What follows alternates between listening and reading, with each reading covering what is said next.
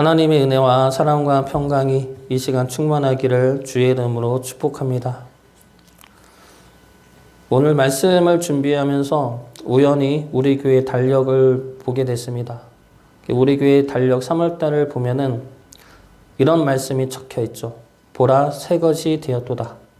이 말씀을 보면서 나는 과연 새 것이 되었나? 믿기 전에 나와 지금의 나는 얼마나 달라졌고 얼마나 새 것이 되었나 돌아봤습니다. 주님을 믿기 전에 대학 때와 비교하면은 많이 달라졌죠.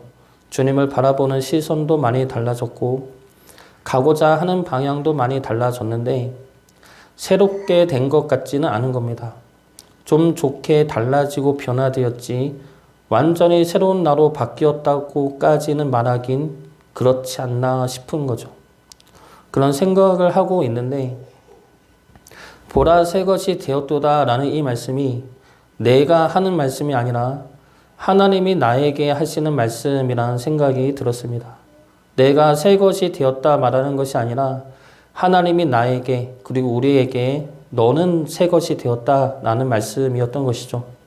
그러면 나는 여전히 죄인이고 부족하지만 주님을 믿는다는 그 믿음 하나로 하나님에게 있어서 우리는 완전히 새로운 주의 자녀가 되었다는 겁니다.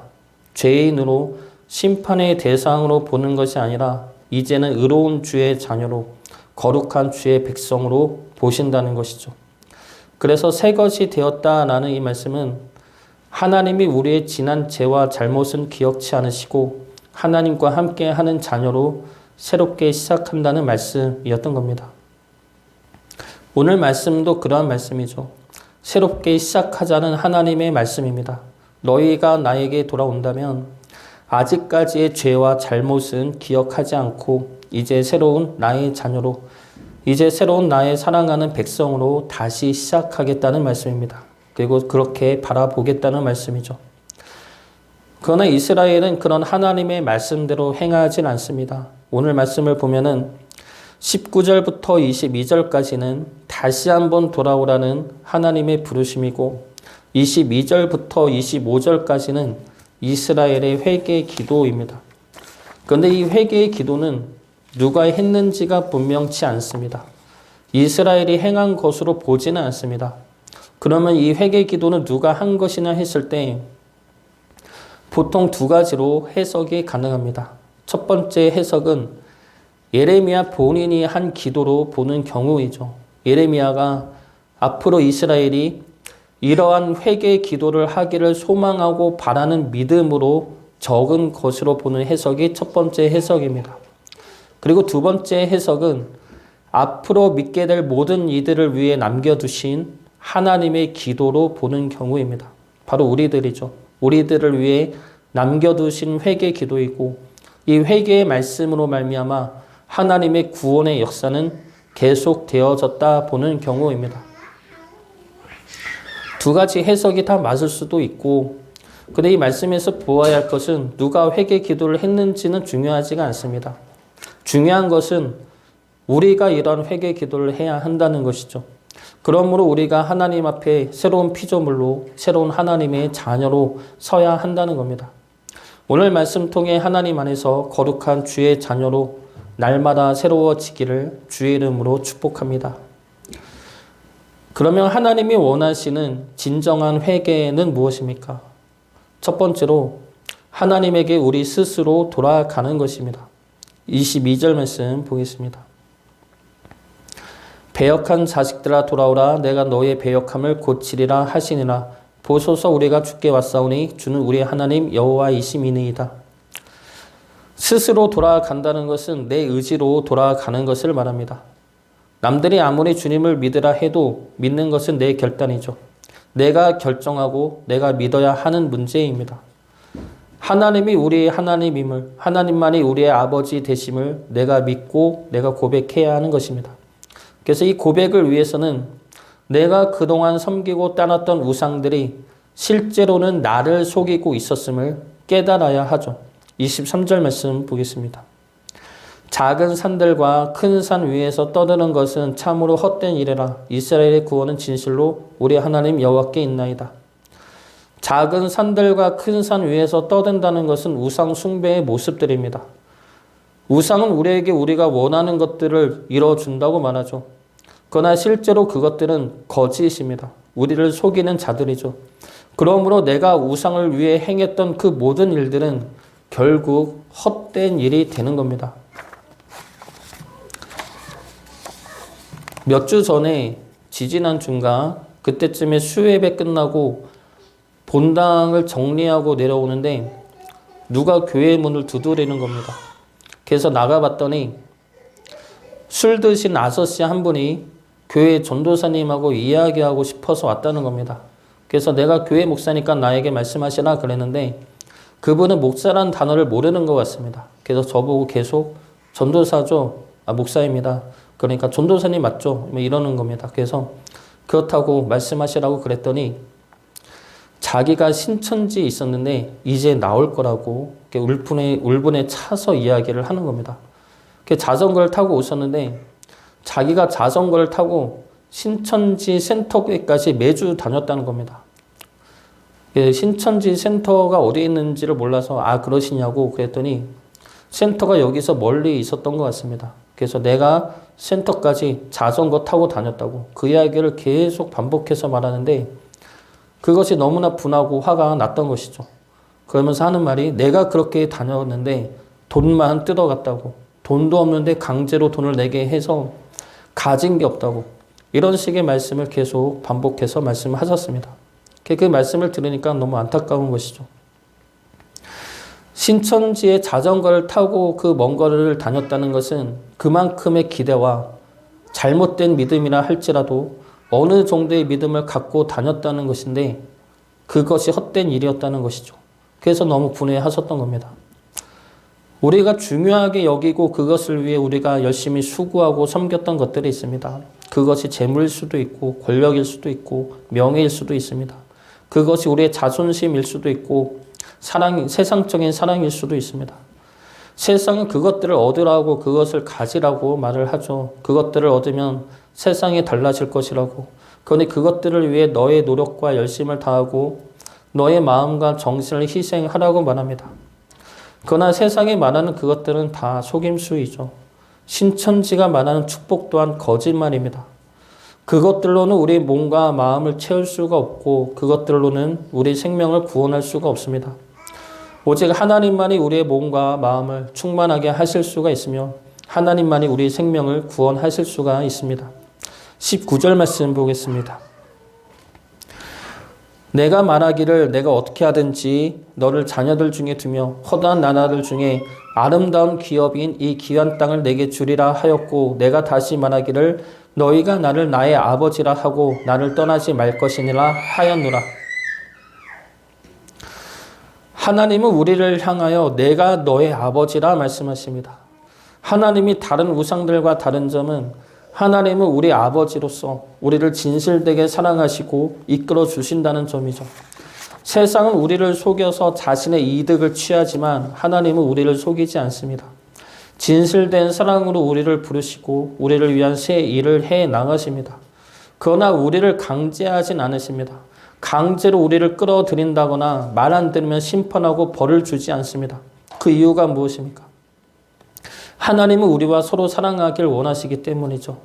우리 아이들한테 무엇을 하게 할 때 화를 내고 소리를 지르고 말을 안 들으면 혼내서 강제로 할 수는 있습니다. 그러나 그렇게 한다면 아이들이 그때 말은 들을지는 몰라도 서로 믿고 사랑하는 관계는 깨질 수밖에 없는 것이죠. 하나님도 우리를 사랑하시고 우리와 서로 사랑하기를 원하시기 때문에 우리를 강제로 믿게 하거나 심판과 환난으로 겁을 주지 않으십니다. 하나님은 끊임없는 인내로 우리를 부르시고 우리를 사랑으로 기다리시어서 우리 스스로 하나님의 사랑을 알게 하시어 하나님에게 스스로 돌아오게 하십니다. 하나님만이 우리의 생명이요 구원자 되심을 믿음으로 하나님 안에 늘 거하기를 주의 이름으로 축복합니다. 두 번째로 진정한 회개는 우리 죄를 고백하는 것입니다. 당연한 순서이죠. 많이 들었던 말들인데 하나님에게 우리 스스로 돌아와 우리의 죄를 인정하고 자복하는 것이 회개입니다. 이스라엘이 우상을 섬기는 이유는 여러 번 이야기했듯이 자기 자신을 위해서입니다. 우상은 실제 하지도 않지만 우상 자체가 우리 욕심을 위해서 우리가 만든 것들이죠. 이 시대 우상들도 마찬가지입니다. 사람들이 물질을 쫓고 명예를 쫓고 권력을 쫓는 이유가 그것들을 얻으면 내가 원하는 것들을 이룰 수 있다 생각하기 때문입니다. 이것이 아까도 이야기했듯이 우상의 속임수이고 헛된 노력들이죠. 그것을 깨닫고 나면 그런 것들을 쫓은 것이 내 욕심이었고 그래서 그것이 내 죄였음을 깨닫게 된다는 겁니다. 그런데 오늘 말씀을 보면은 이것이 아이러니한 것이 우리가 우상을 섬기는 이유가 무엇이라 했습니까? 우리를 위해서이죠. 우리 욕심을 위해서입니다. 그런데 오늘 말씀에서 우상은 우리 욕심을 이뤄주는 것이 아니라 우리의 것을 빼앗는다는 겁니다. 24절 말씀 보겠습니다. 부끄러운 그것이 우리가 청년의 때로부터 우리 조상들의 산업인 양떼와 소떼와 아들들과 딸들을 삼켰사온즉 이스라엘은 우상을 섬김으로 우상이 자신이 원하는 것들을 줄 것이라 생각했습니다. 내가 원하는 것을 얻기 위해 우상을 섬겼죠. 그런데 결과는 어떻습니까? 우상이 우리의 산업인 양떼와 소떼와 자녀들을 삼켰다 말합니다. 이것이 우상의 정체이죠. 우리가 사기를 당하는 이유가 무엇입니까? 우리의 욕심이 있기 때문입니다. 사기꾼들은 우리의 욕심과 욕망을 건드리죠. 그것을 얻게 해준다고 말합니다. 그러면서 우리가 가진 것들을 모두 빼앗아 가죠. 이런 사례 중에 하나가 대출 사기 보이스피싱입니다. 이들은 대출을 이자 없이 해준다거나 이자를 대폭 낮추고 대출금도 크게 해준다고 속이죠. 그래서 피해자들이 은행에 가서 선입금이나 이런 것을 할 때 은행 직원들이나 경찰이 보고 알려준다고 합니다. 이것은 보이스피싱 같다. 하지 마라. 그런데 피해자들 중에 많은 이들이 이런 경찰 말이나 은행 직원 말을 안 믿는다는 겁니다. 아니라고, 보이스피싱 아니라고, 빨리 돈 뽑아 달라고 그런다는 것이죠. 근데 왜 그런지 알아보니까 그들에게는 그것이 사기여서는 안 되는 겁니다. 그들에게는 그것이 사기가 아니고 진짜여야 자기에게 도움이 되기 때문이죠. 그래서 자신이 믿고 싶은 겁니다. 사기치는 이들을 옹호하라는 것이 아닙니다. 사기를 당할 때 우리의 욕심이 사기를 믿게 만들어 버린다는 것이죠. 우리의 믿음 생활도 마찬가지입니다. 우리의 욕심이 우리로 하여금 잘못된 판단을 하게 만들고 잘못된 믿음을 만들어낼 수가 있습니다. 그래서 하나님한테 우리가 원하는 것을 요구하고 그것이 응답되지 않으면 실망하고 낙심하죠. 내가 큰 것을 바라는 것도 아니고 잘못된 것을 구하는 것도 아니고 하나님 위해서 구하는 것이고 남들 다 누리는 것 해달라고 하는데 왜 그것도 허락하지 않으십니까? 이런 실망과 낙심을 할 때가 있다는 겁니다. 남들 다 하는 것도 허락치 않는 이유는 우리가 하나님에게 특별하기 때문입니다. 하나님 위해서 구하는 것도 하나님이 들어주지 않는 이유는 하나님은 우리를 위하시기 때문입니다. 하나님은 우리가 하나님을 온전히 믿기를 원하십니다. 하나님이 우리를 사랑하시고 우리보다 더 크고 선하신 뜻으로 우리를 이끌고 계시고 우리와 늘 함께 하고 계시다는 것을 우리가 온전히 믿기를 원하십니다. 19절 말씀 다시 보겠습니다. 내가 말하기를 내가 어떻게 하든지 너를 자녀들 중에 두며 허다한 나라들 중에 아름다운 기업인 이 귀한 땅을 내게 주리라 하였고 내가 다시 말하기를 너희가 나를 나의 아버지라 하고 나를 떠나지 말 것이나 하였노라. 여기에서 아름다운 기업인 이 귀한 땅을 내게 주리라 해서 이 말씀 속에서 내게는 2인칭 여성 단수입니다. 이 귀한 땅을 내게 주리라 했던 내게는 2인칭 여성 단수이죠. 그러면 이 귀한 땅을 딸인 너에게 주리라가 되는 겁니다. 이 귀한 땅을 딸인 너에게 주리라. 근데 하나님이 기업을 딸에게 준다고 하신 이유가 무엇입니까? 이 당시 원래 기업은 아들에게만 주는 것이죠. 상속은 아들에게만 주어지던 시대였습니다. 딸은 상속을 받지 못합니다. 그래서 하나님이 이 기업을 딸에게 준다 하신 말씀은 상속받을 자격 없는 너희에게 기업을 준다는 말씀입니다. 이스라엘은 하나님을 속이고 하나님을 버린 자들이죠. 하나님의 기업을 받을 만한 자격이 없는 자들입니다. 사랑받을 만한 자격도 없고 은혜 받을 만한 자격도 없는 그들에게 하나님이 사랑을 주고 은혜를 주고 기업을 주겠다는 겁니다. 이것이 아버지 되시는 하나님의 사랑과 은혜이죠. 이 사랑과 은혜는 우리에게도 주어지는 사랑과 은혜입니다. 하나님에게 우리는 하나님의 기업을 상속받을 자격 없는 딸들이지만 하나님이 우리를 사랑하시기 때문에 기업을 주시고 사랑과 은혜를 내려주십니다. 그렇기 때문에 하나님은 우리의 불순종과 죄악에도 불구하고 우리를 끝까지 붙드시어 생명과 축복의 길로 인도하여 내십니다. 진정한 회개란 하나님의 그 크신 사랑과 은혜 앞에서 우리 욕심대로 행했던 우리의 죄를 깨닫고 고백하는 것입니다. 하나님이 우리를 가장 선하고 복된 길로 인도하시는데 하나님의 그 사랑과 능력을 우리가 못 믿고 우리 욕심대로 우리의 뜻대로 행하고 살아왔던 우리의 잘못을 자복하는 것이 회개입니다. 하나님 안에 거하시기 바랍니다. 우리 욕심을 따라 하나님을 떠나지 마시고 하나님 안에서 때마다 도우시고 채우시는 하나님의 은혜를 누리며 살아가시기를 주의 이름으로 축복합니다. 마지막으로 진정한 회개는 하나님의 뜻에 따라 순종하며 살기를 결단하는 것입니다. 우상은 우리를 수치스럽게 만들고 부끄럽게 만듭니다. 우리 욕심을 따라간 길의 마지막은 모든 것을 이름으로 오게 된 수치와 부끄러움입니다. 25절 말씀 보겠습니다.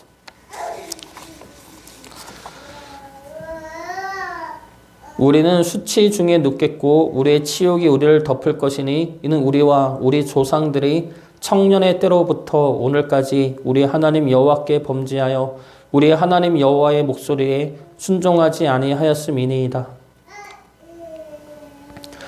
우상은 우리의 욕심을 이용해서 우리의 것을 빼앗아 감으로 우리를 부끄럽고 치욕스럽게 만듭니다. 세상을 통해 역사하는 사탄도 우리를 그렇게 만들죠. 아담과 하와가 욕심 때문에 선악과를 먹었지만 먹음으로 인해서 보게 된 것은 무엇입니까? 벌거벗은 자신들의 알몸이죠. 이들은 부끄러워 자신들을 찾는 하나님의 음성에 자신을 감춥니다. 우상이 그렇고 죄가 그러합니다. 그러나 하나님은 어떠하십니까? 우리를 회복시키시죠.